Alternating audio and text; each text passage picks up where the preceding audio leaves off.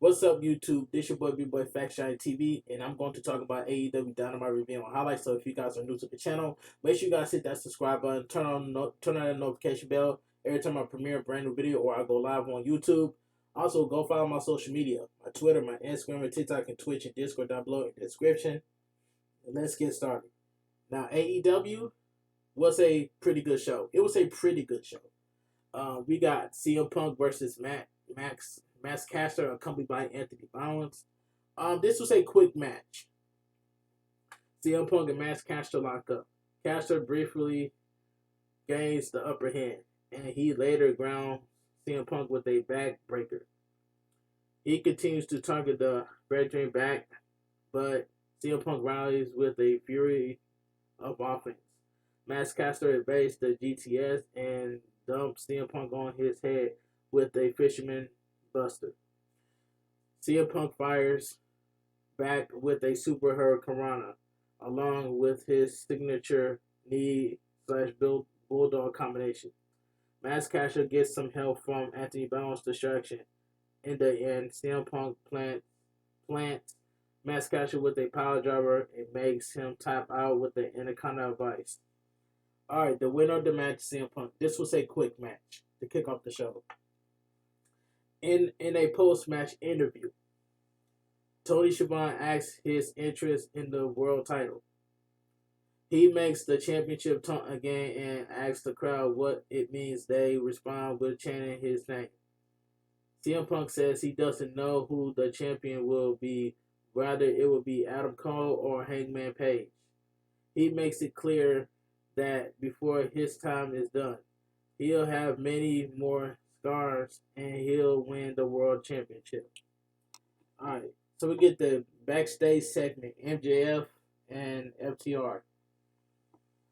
MJF and FTR are standing backstage.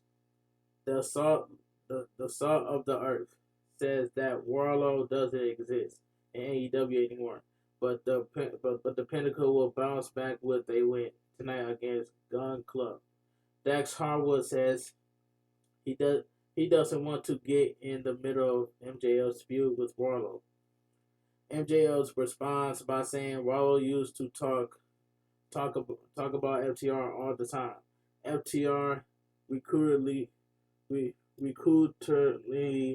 puts their hands together with MJF to show that the Pinnacle is still on the same page. Alright, so we get Jay Leto versus John Moxley. This was a good match. Good match by these two. The crowd is split as the live fans loudly cheer for both men. They feel each other out with the match. It's a stalemate early on. The two men trade blows, and Moxley drills the former ROH World Champion some stiff strikes. Jay Leto rolls through a German suplex and eats a lariat. John Moxley punched him in the corner, but Jay Leto shoves him off. Jay Leto dives in onto Moxley and gains more momentum. He continues to control the bout for a minute, but Moxley fires up with a superplex that leaves both men down. Jay Leto kicks John Moxley and both men are down again after a crossbody. The two competitors trade blows again, and Moxley turns Leto inside out with a lariat. Jay Leto makes Moxley to the mat with the Leto combination.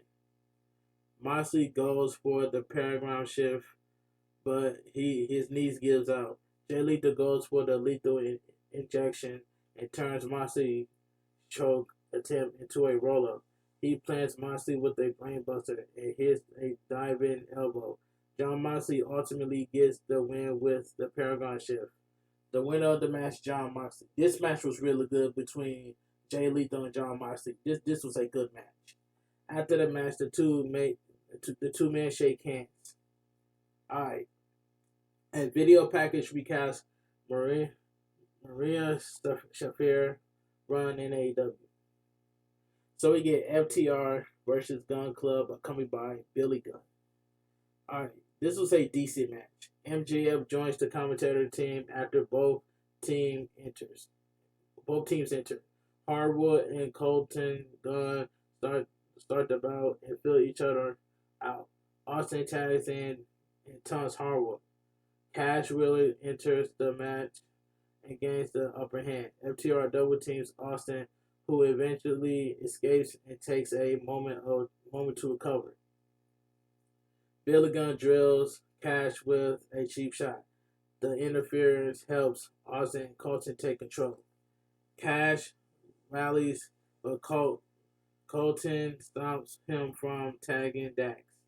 Gun Club continues to maintain the advantage, but Cash perseveres and tags Dax, who quickly clears house. Austin nearly steals the win by holding Harwood's feet down during a pin. The camera pans backstage and Rollo is shown talking to the ring and attacking security guards. He entered the arena and points to MJF. Security eventually managed to escort Rollo to the back. In the ring, FTR overcomes Billy's interference and hits the big rig for the win. The winner of the match, FTR. Decent match. Alright, Cash and Dax argue with MJF after the match. They make it clear they upset about the Warlow situation, but they still leave together. So we get Backstage Segment. Jericho Appreciation Society. Alright. Excuse me. Jericho calls the Jazz the revolutionary force in wrestling industry. He says anyone who wants to join the group can. GFY Garcia brag about their win last week. Jericho and Hager remind everyone that Santana, Ortiz, and A. Kingston are gone. Hager pulls away and reveals that the trio is back and they attack Jazz, and the brawl spills out on the arena. Kingston beats Jericho up all the way to the ring. He blasts Jericho with a spinning back fist. Alright, it says the beatdown continues, but Hager saves Jericho from further damage. He attacks Kingston, Santana, and Ortiz, and Jazz take control. Garcia locks Kingston in a sharpshooter, and Jericho hits the Mad King with a bat. Jericho whips Kingston with the belt and drops him with the Judas effect. Jazz stands tall over Kingston, Santana, and Ortiz again. Backstage segment. Jay Cargill and Smart Mark Sterling. Mark Sterling entirely reveals that he picked the Leva base as Jay Cargill's next opponent. Cargill gets upset before Sterling eventually states that the TBS champion next opponent is Marin Shafir. Alright, let's move on.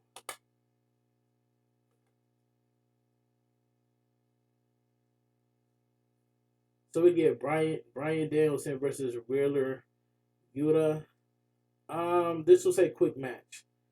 Bryant Dalesen and Yuda fill each other out with some technical holds. Yuda holds his own with American Dragon early on. Dalesen slaps him in the face and blasts him with some kicks. A drop kick gives Yuda some momentum and traps Dalesen in a death lock, but the former world champion escapes. He drills Yuda with another kick and suplexes him on the ropes. A diving knee to the neck earns Dalesen a 2 count. Yuda keeps fighting as he trades strikes with Dalesen. He drops Dalesen with a German suplex. Yuda escapes the castle molestation and drills Dalesen with a series of elbows. He gets 2 count with a unique pinning position, but the American Dragon blasts him with a running knee strike.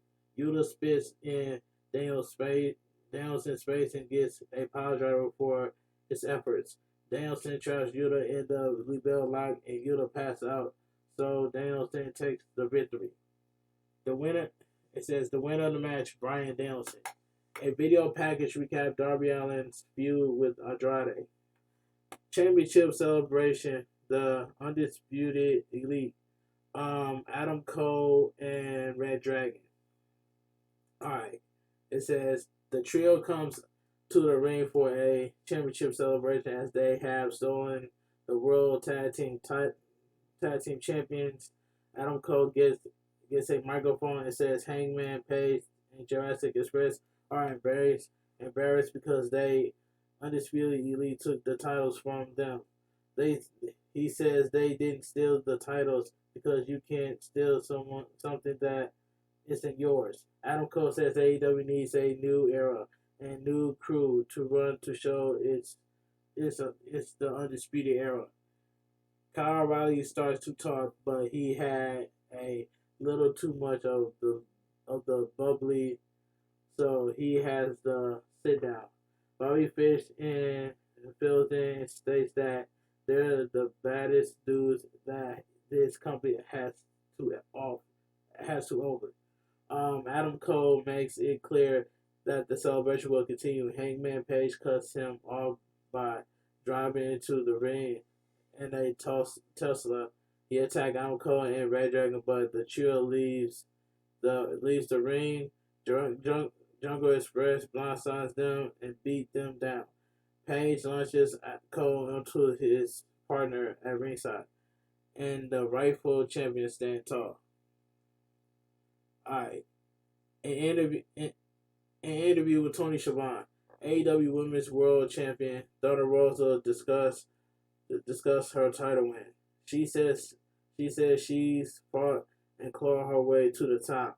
Rosa states that she wants to be the face of all women's wrestling.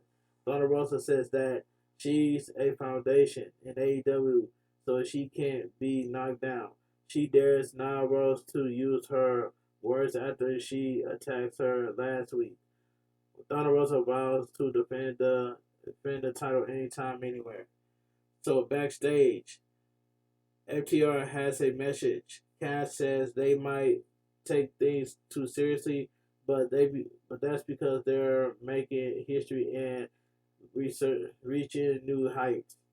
He aims to win all the gold before Dax issues a challenge to the Young Bucks to a match. So we get Owen Hart Foundation Tournament Women's Qualifying Match, The Bunny versus TBA Mystery Signing.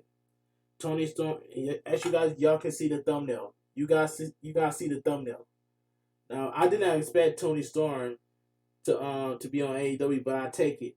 She got a huge pop from the crowd. That was a big moment right there. But anyway, just had to put that out there. Toni Storm comes out to a big pop.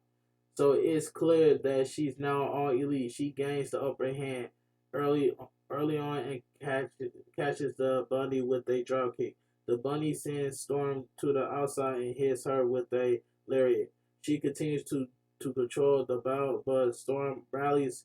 She hits the Storm Zero for the win. The winner of the match, Toni Storm. Okay, that was a quick match, but it's not Toni Storm's time to go after the AEW Women's Champion. It's too early for her. She just needs to build herself from the ground up before she go after the AEW Women's Champion. But it's too early. Like I said earlier, it's too early for Toni Storm to go after the AEW Women's Champion. She got to build herself from the ground up. But I like that Toni Storm is in AEW. I like that. That was a huge moment for her. And WWE is wrong. WWE dropped the ball on Toni Storm. So Toni Storm is now all elite. She's in AEW now, and I can't complain about this. Social media is talking about Toni Storm. That's all I gotta say. But anyway, let me continue. Backstage, Nia Rose says Backstage, Nia Rose says she's now Thunder Rosa is the foundation, as she cornerstone of the company. So we get Darby Allin with Sting versus Andrade, with Joe's the assistant. Alright. It says Andrade dives onto Darby Allin and beats up him around ringside. He suplexed Darby Allin onto some steel steps and continues to control the bout. Andrade blasts Darby Allin with some running knees in the corner. he continued to overpower Darby Allin and dominate the opening minute. Darby Allin rallies with a cold red and gets some breathing room. A flurry of strikes from the two competitors leave both men down. Darby Allin trips. Darby Allin trips Andrade and hits him with a stunner. Andrade rocks Darby Allin with a backbreaker, but the former AEW TNT champion locks in an armbar. Sting stops Joe's the assistant from interfering. Darby Allin dives onto the Butcher and the Blade. When they attack Sting, Andrade powerbombs Darby Allin onto the turnbuckle, and Andrade gets the pin with his signature DDT. The winner of the match, Andrade. It says Andrade family office attacks Sting and Darby Allin, but the Hardys makes the save to close the show. And that's all I have to say from here. Like I said it earlier, AEW Dynamite was a pretty good show, and that's all I gotta say from here. But the only thing I really enjoyed was Toni Strom making her AEW Dynamite debut. You know what I'm saying? That was a big moment right there. But anyway, if you guys enjoy my AEW Dynamite review on highlights, please drop a like on the video, subscribe to my channel, turn on post notifications every time I premiere a brand new video or I go live on YouTube. Follow my social media, my Twitter, my Instagram, my TikTok, and Twitch, and Discord down below in the description. And I will see you guys tomorrow live on Twitch for some WWE 2K22 around 3 o'clock Eastern time. So you might as well give me a follow on Twitch. So you guys give me a follow on Twitch and turn on that bell on Twitch. And that's all I got to say from here. But anyway, this your boy, bigboyfactsjonnytv. Have a great night. Stay safe and always stay positive. And I'm out of here. Peace out, guys.